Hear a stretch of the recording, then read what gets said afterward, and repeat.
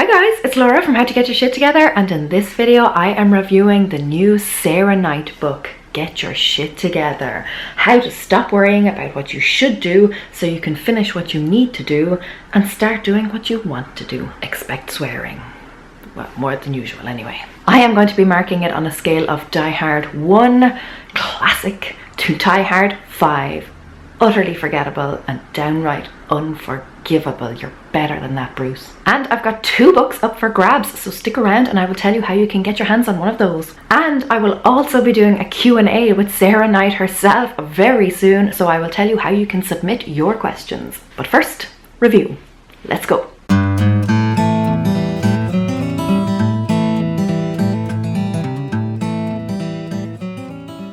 Most of you will remember Sarah as having penned last year's bestseller, The Life-Changing Magic of Not Giving a Fuck. My review of that is linked below. So when she told me that she was publishing her second book, I was all over it. Okay, let's get the elephant in the room out of the way right off the bat.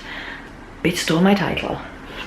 In fairness, it is a great title, and I can't hate. The woman is a genius. But did she deliver on her second book? I'll admit that I was a little bit worried before I started reading this because I really loved the first book, and sequels are always so tricky to pull off. It's like when I read a book that I love and then the movie version comes out and there's that internal dilemma about whether I should go see it or not. On the one hand, the movie version could add a whole new dimension and richness to the story. It could bring it to life on the big screen. On the other hand, it could be shit and ruin everything. That is what I was thinking before I started this book. Now let me tell you a little fun fact about me. I don't lol. It takes a lot for me to audibly laugh. This clip on the Irish news a few winters ago, I laughed for days. Still cracks me up. Poor bastard. Now you see this? Author's note, okay? Not even into the book yet. Not even at the table of contents. We're still talking Roman numerals here, people. I am going to use the word shit 332 times, including several shitmantos of my own invention. So please do not go on Amazon saying you're expecting sunshine and kittens and got shitstorms and shittens. Shittens! Broke my arse laughing. So what is the book about?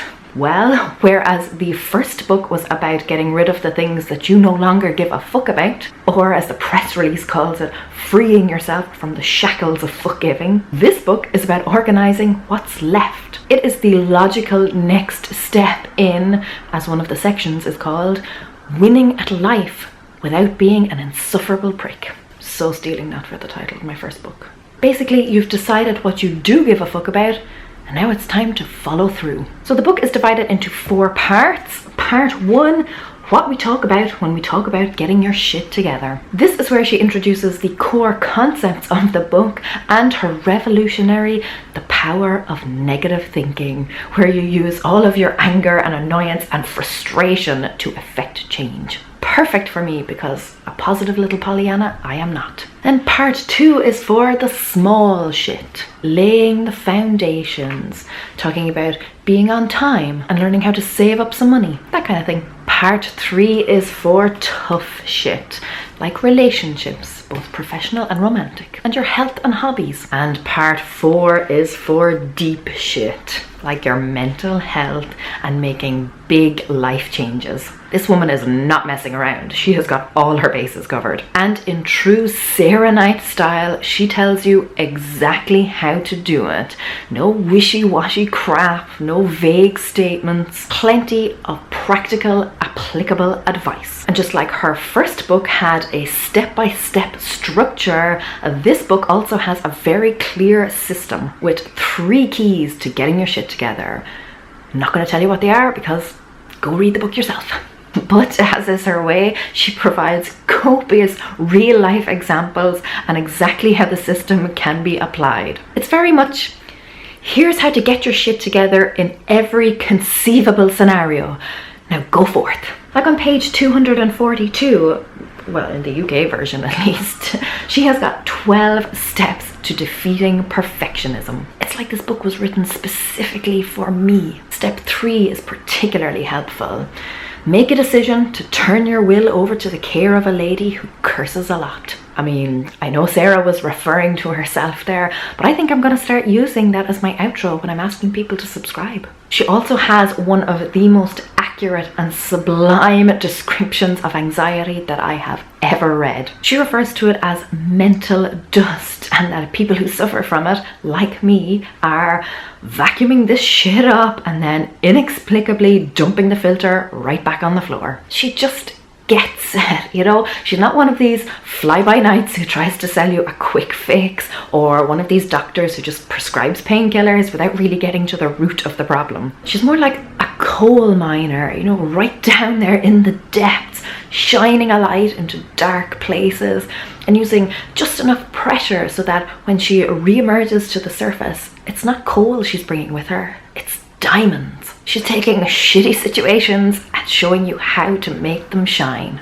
Okay, critiques, lest I come across as a gushing fangirl, which I totally am. There are a lot of references to pop culture, so TV shows, celebrities, etc., which means that parts of the book are not going to age very well. There's still plenty that will still be relevant 20 years from now, but some of the references will be lost to the sands of time. And it's already happening. Sarah shared on her Instagram just the other day that her mini rant about how there is no Aladdin Sane emoji is now out of date, because lo and behold, the latest emoji update included one. Would it stop me buying the book?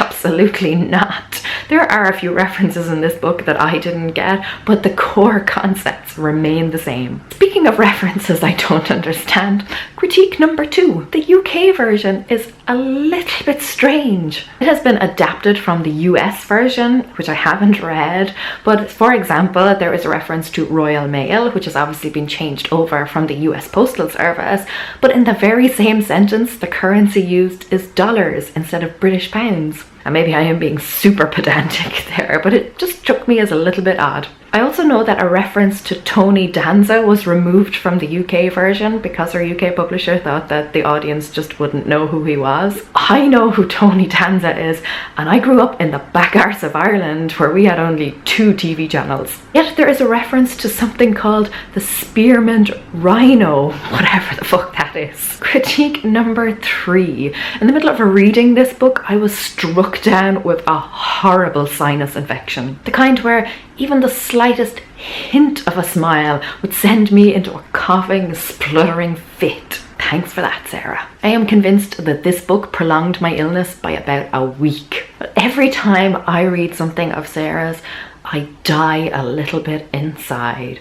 It is the book that I would love to have written, but she got there first.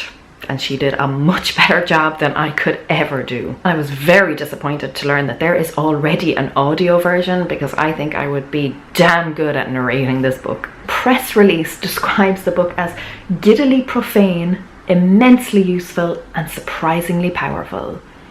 I concur. There is a handy dandy flowchart on page 81. If you watched my first review, you know how much I love a good flowchart. And there is a colouring page. You know, for those times when you're about to lose your shit and you need to calm down and get it together. There's even get your shit together bingo. It's like the Swiss Army knife of books. Also, that foiling, magical. So, where does it place on the Die Hard scale? I'm going to give it a solid Die Hard 2. Die Harder. It's actually the first movie I saw in the Die Hard franchise, so it has a very special place in my heart. It's not quite the original, because really, whatever it is, but you are still getting a whole lot of bang for your buck. It is a solid storyline that picks up pretty much where the last one left off, and there's a whole load of swearing. Fun for all the family, as long as all the family are over 18.